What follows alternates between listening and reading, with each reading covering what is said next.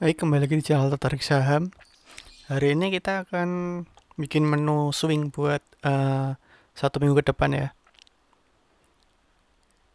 atau minggu kedua bulan Juli. Ini menu ini bisa dipakai sampai akhir bulan Juli ya, selama support sama resistnya belum tertembus, masih bisa dipakai. Nah, kemudian saya akan review sebentar dari menu kemarin.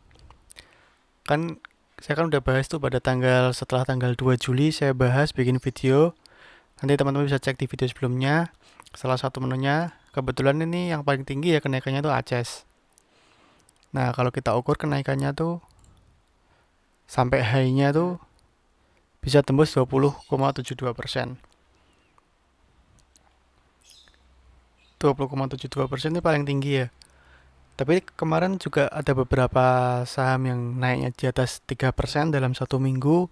Teman-teman bisa cek sendiri. Barangkali ada menu yang belum jalan. Nah, soalnya kan kembali lagi saya bilang, untuk menu swing tuh support resistennya sementara selama belum tertembus support sama resistennya tuh tetap di area situ dan titik entry dan exitnya pun tetap sama. Nah, lalu kita akan bahas nih buat minggu depan apa sih yang kira-kira menarik. Untuk Aceh sendiri sementara ini nggak, kalau buat hari Senin Selasa kayaknya belum menarik karena di sini bentuk evening star, tanda-tanda pembalikan arah. Nah, untuk Aceh, bagi teman-teman yang udah ikut masuk di sekitar sini, open di sekitar 1340 bisa pasang stop loss di 1510 kalau teman-teman yang mau hold, karena Aceh nih untuk ini kan terbukti ya Aceh di Fibonya pun kemarin saya bilang di 1618 tuh mantul, kemudian resistnya tuh di sini 1400, kemudian 1465 dan 1510 buat kembali ke 1575. Ternyata kemarin Aceh sempat ke 1600 namun balik arah ya, nggak kuat, belum berhasil dan tertahan di 1510 atau Fibo 0,382 nya. Nah, untuk teman-teman yang masih mau megang Aceh sih ya silahkan, ini kalau buat sing masih bagus sih, selama bertahan di atas 1510 masih bagus. Tapi kalau turun di situ di 1500-an mending stop loss, take profit di situ ya kalau yang mau nahan Aceh lebih lama. Kita masuk ke saham pertama yang menarik yang bakal kita bahas, yaitu PTBA. PTBA kemarin juga kita masukin menu ya, tapi kenaikannya pun nggak cukup tinggi. Tanggal 2 di sini high-nya di 2170 atau 3,35%. Ya lumayan lah, itu dalam 2 hari aja bisa dapat 3,35%, itu juga udah lumayan. Dan PTBA kenapa ini menarik? Mengapa masih layak kita pantau buat minggu depan? Nah, kembali lagi kan saya bilang kemarin di video sebelumnya juga saya udah bilang kalau PTBA itu memiliki area demand yang kuat di sini ya. Di area ini nih 2060 sampai 1980. Kenapa di area situ? Boleh cek video sebelumnya. Nah, kemudian saya bahas di sini lagi. Kenapa menarik? Karena dalam tiga, tiga hari dalam seminggu ya PTBA tuh nyentuh area demandnya ini di hari Senin, Kamis dan Jumat. Dia nyentuh sini tapi balik lagi ke atas. Ini pertanda apa? Uh, ke, ada pertanda bahwa PTBA tuh bakal reject support dan bakal mantul ke atas. Nah, tapi buat pastinya teman-teman bisa pantau lagi. Ini PTBA tuh sekarang di harga 230 dan Fibo 382 nya di 230 juga. Jadi pas banget ini di resistnya. Terbukti kan hari Selasa kemarin sempat ditutup di atas 230 tapi besoknya balik arah. Ini karena false break ya. Nah, buat minggu depan ini masih bagus banget. Bagi PTBA kalau teman-teman masih mau pantau ini, ketika dia konfirmasi break 230, target tertekannya di 2210, kemudian bisa ke 2270, 2340. Nah, lalu kita cek dulu di sini sih, di stokastiknya juga udah mulai bagus, MACD juga mulai ke atas. Lalu kita lihat broker summary ya.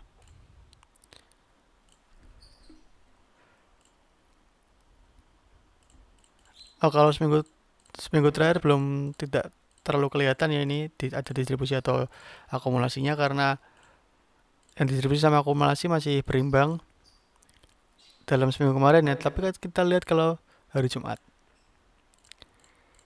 Hari Jumat ini terlihat ada akumulasi dari AI sama AK ya. Kuat banget 33.000 sama 11.000. Fokusnya ke AI sih yang 33.000 karena dia nilainya tinggi tinggi banget, 3 kali lipat dari NetPay yang nomor 2-nya. Jadi PTBA diakumulasi, kalau dari segi asing kita lihat PTBA masih diakumulasi ya kalau dalam seminggu, dan kemarin Jumat pun masih NetPay cukup kuat juga. Untuk PTBA masih bagus buat kita pertimbangkan masuk watchlist. Terus ada Inco ini kemarin juga pernah saya gambar di sini. Nah, kenaikan Inco pun juga lumayan ya ini, kalau dari tanggal 2 set ke tertingginya di 2530. Ya ada 14,5%. Itu juga tinggi juga ya, udah lumayan tinggi juga Vale. Kapan lagi kan seminggu dapat 15% kan? Jarang-jarang banget. Nah, itu salah satu tekniknya tuh bakal saya ceritakan juga di setiap video saya. Mungkin teman-teman bagi yang ngamatin, bagi yang tahu cara analisa saya, bisa dipelajari lah, dan barangkali bisa dipakai juga buat buat analisa, buat swing, nyari saham swing. Nah, di sini Inco tuh berhasil break lagi di sini. Ini saya gambar kemarin di, kalau buat hari kemarin, dari Jumat kemarin tuh resistnya Inco tuh ada di 5100-an. 5100. Oh, ini kurang naik dikit. Nah, ini sebenarnya tadi tuh, nah ini kan channel garis ini tuh ada dari mana? Saya ngopi dari sini. Nah, ini saya gandakan itu karena itu bentuknya channel, nggak bisa saya, kalau saya clone kebanyakan. Nah, saya gambar gini aja. Dan emang untuk resistnya tuh di sekitaran 5100, 5090. Dan kemarin Jumat berhasil break. Nah, kemungkinan Senin nanti kalau masih bisa bertahan di sini, atau lebih amannya sih kalau dia mau patah tren tuh harus di 5610. Nah, kemungkinan kalau Inco masih kuat kenaikannya tuh, target price pertama tuh di 5610. Nah, ini lumayan banget. Hampir 10% ya, 8%-an mungkin. Kita coba cek.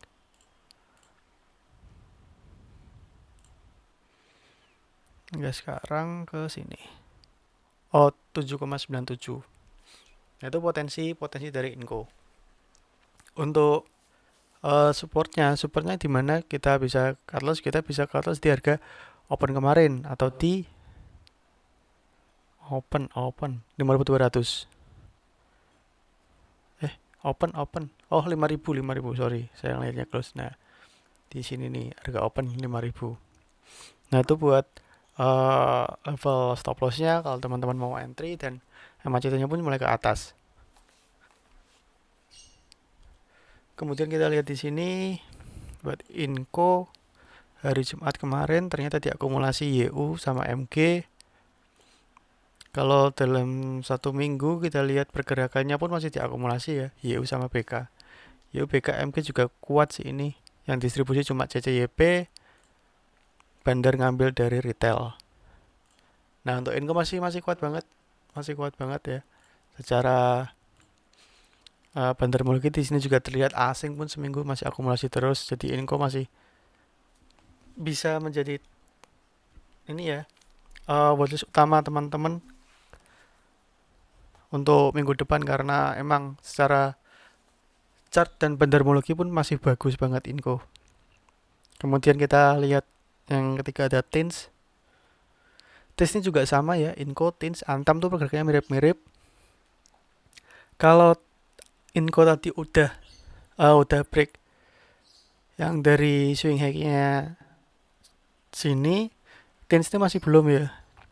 Untuk jangka pendeknya sih ke 1725 buat konfirmasi break trend. Nah, untuk TINS sendiri ini udah bagus banget karena dia bentuk double bottom, tapi nggak smooth ya double bottomnya, dan dia kemarin berhasil break pada tanggal 8 Juli. MACD-nya pun juga mulai ke atas. Terus kita lihat dari bandarmologinya, kalau dalam 1 minggu terakhir dia masih diakumulasi kuat oleh SQ sama TC. Kalau hari Jumat kemarin kita lihat, dan masih tetap diakumulasi CC sama IF menjadi tope. Nah, kalau dari segi asing kita lihat Inco masih diakumulasi juga. Inco, TINS masih diakumulasi. TINS masih kelihatan ya, kalau 1 minggu terakhir dia distribusi poinnya itu di tanggal 7. Tanggal 7 itu dia distribusi kuat. Jadi untuk TINS nih,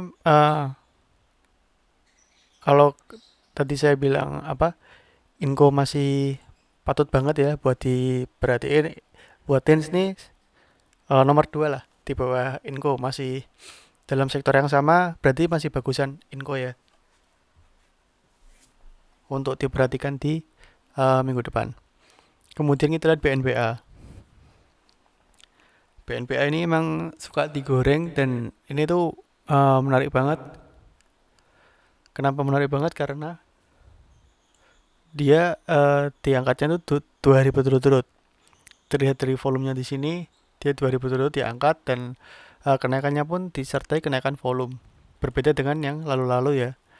Lalu ketika dia ini ARB beberapa hari, dia diangkat, besoknya diangkat lagi tapi volumenya turun.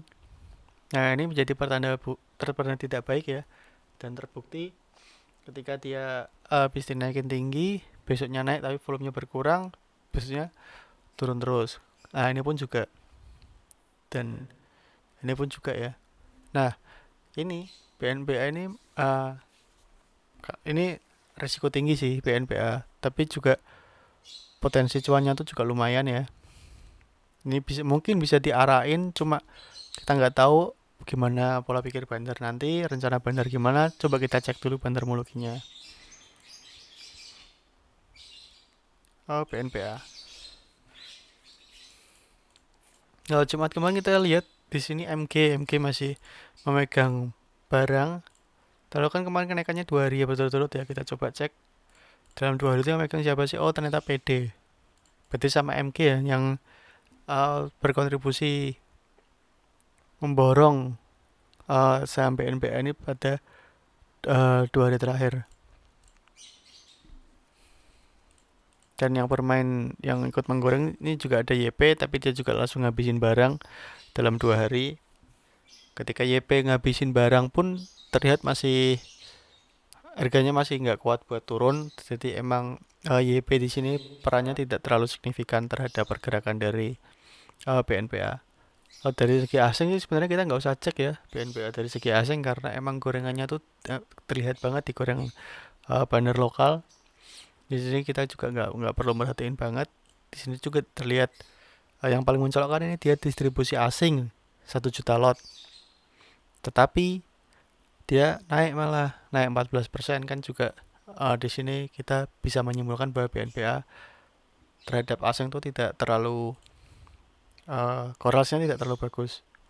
Jadi untuk BNPA fast trade aja ya buat minggu depan, Senin atau Selasa. Kemudian Asa ini bagus banget karena dia masih uptrend kuat.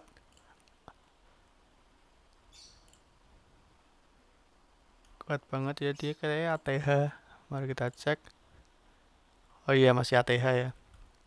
Kalau ATH ini susah sih nyari level resistnya. Kan dia bakal masih ke atas terus. dan dia masih MA20-nya pun masih menjadi titik support kuatnya ya, terlihat di sini. Beberapa kali dia bergeraknya tuh beriringan sama MA20-nya. Untuk ASA ini masih bagus banget kalau teman-teman mau masuk ke sini karena masih masih dalam kondisi uptrend yang kuat, dan ATH all time high. Nah, untuk statistiknya pun juga masih ke atas, MACD juga masih ke atas. Terus kita lihat broker summary dari ASA. ASA ini dari hari Jumat kemarin masih diakumulasi ya, diakumulasi AK sama BK ini asing. Dalam satu minggu kita lihat diakumulasi ZP itu juga asing. Otomatis harusnya ini dalam satu minggu masih dipegang asing sih ya. Nah benar, dari tanggal 5 sampai tanggal 9 masih mayoritas dipegang asing. Dia didistribusi cuma 2 juta, sedangkan akumulasinya tuh sampai berapa ya, 17 juta. Jadi masih diakumulasi asing, makin masih bagus banget. ASA kita bisa ngikutin pergerakan asing ya kalau di ASA. Kemudian MTK. Nah, MTK ini kan kemarin juga sudah saya gambar gini. Dia tuh garis ininya tuh, kita gambar garis diagonal ini menjadi titik support dan resistennya dari MTK, sudah saya bahas juga. Nah, kalau nggak salah tuh kita bahas di video 2 minggu yang lalu ya, waktu di sini. Saya lupa kalau nggak tanggal 2 kurangi tanggal 25-an. Tanggal 25 atau 24 saya bahas di sini kalau MTK tuh bakal ketika break resisten ini tuh naiknya tuh cukup lumayan tinggi, dan terbukti dari mulai break sini ya. Kita lihat pas banget di harga open di 2620 sampai high-nya tuh di 2960 tuh 13%. Nah, untuk MTK sendiri supportnya tuh masih di sini yang ngikutin, harus dipantau terus, harus ngikutin garis ini. Untuk jangka pendek sih di 2660 ya. Kalau yang males gambar ini di 2660 jangka pendeknya untuk supportnya. Tapi di sini kita lihat secara candle sih dia masih candle bearish ya, ini bearish dan statistiknya pun ke bawah. Lalu buat trading plan-nya ya kita tunggu di area sini aja di 2660 sampai 2670 2660 tuh sebagai area entry yang kuat apabila dia berhasil bentuk candle bullish, entah apapun itu, entah high wave atau doji atau hammer. Nah, syaratnya cuma dua itu sih ya. Terus kita lihat dari broker summary-nya. MTK seminggu terakhir ternyata distribusi KZ.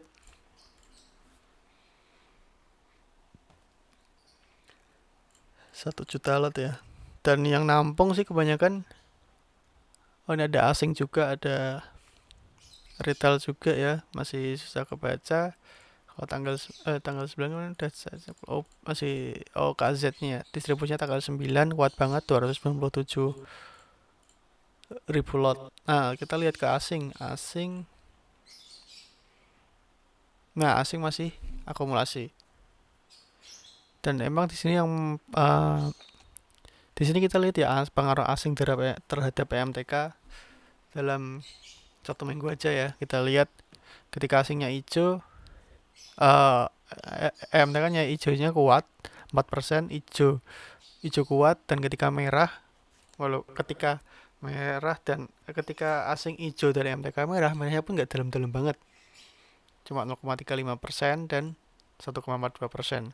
Jadi pengaruh asing di MTK itu cukup bagus banget, dan satu minggu ini MTK masih diakumulasi asing. Jadi sesuai plan tadi, kita tunggu MTK di 2660 2670-an. alias di bawah 2700 lah, di bawah 2700, lalu nunggu konfirmasi candle reversal seperti hammer, doji atau high wave. Nah itu teman-teman tunggu aja, atau nanti ketika udah masuk area entry sih saya bakal omongin di grup ya buat mantau MTK. Kemudian ASI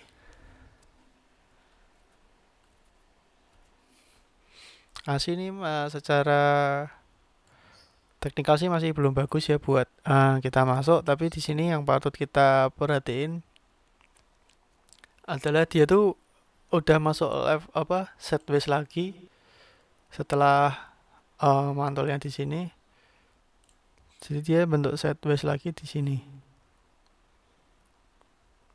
Ya. Nah, bentuk sideways di sini ini lumayan banget dari 4860 sampai 5020. Itu berapa persen ya kalau kita mau tektokan di sini?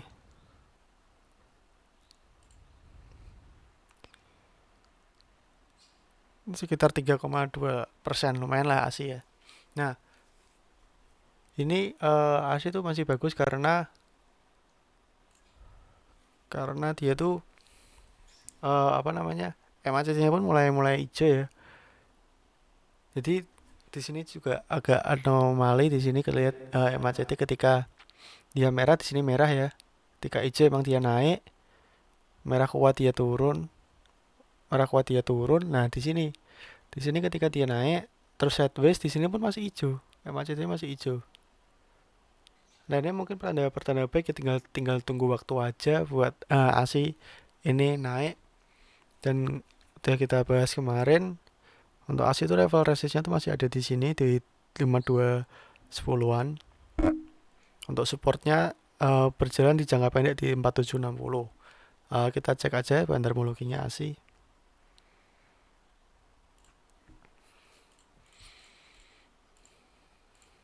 Nah, ASI di sini masih diakumulasi ya, ZP, DX, CS. Masih diakumulasi dari Jumat kemarin. Kalau dalam waktu 1 minggu, yang upload ternyata ZP. Jadi kuat banget akumulasinya. Harusnya sih asing nih. Nah, bener kan? Asing masih terus akumulasi saham ASI. Mungkin ini gara-gara kebijakan PPN mobil juga ya ini. Asing masih terus diborong asing.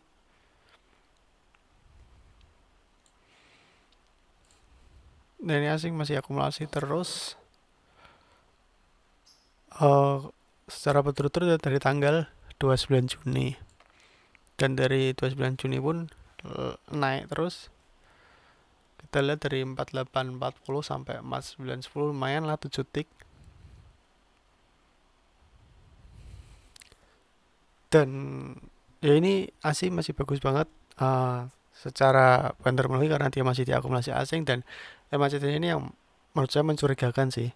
Dari secara technical chart sih ASI belum begitu bagus, cuma saya bilang tadi bagusnya karena dia lagi sideways.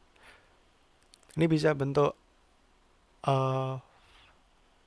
falling wedge juga di sini, cuma kita belum tahu ini mau jadi gimana. Jadi kalau ini benar-benar jadi falling wedge, kemungkinan ini kenaikannya segini. Harusnya sih kurang lebih sama-sama kayak ini ya. Pas kan? Nah, sekitar sinian. Nah, pas kan di area sinian. Kenaikannya kemungkinan segini sih. Ini berapa persen ya kalau dia berhasil break? 7%-an lah, 7%-an. Tapi ini pasnya nanti belum tahu ya di mana. Nunggu pattern konfirmasinya berhasil terbentuk. Baik, sekian dulu dari saya Pak Bejo. Terima kasih teman-teman yang masih selalu menyaksikan video ini. Teman-teman boleh juga tinggalkan kolom komentar untuk minggu depan kira-kira mau bahas saham apa yang bakal saya bahas. Ya, kalau mau lebih lebih intens berhubungan, bisa masuk di grup Telegram, di grup tertarik saham. Di situ kita juga bahas menu analisa tiap sore, juga kita bahas swing, saham-saham apa yang bagus di swing, teman-teman bisa juga lihat di sana. Baik, sekian dari saya Pak Bejo. Terima kasih.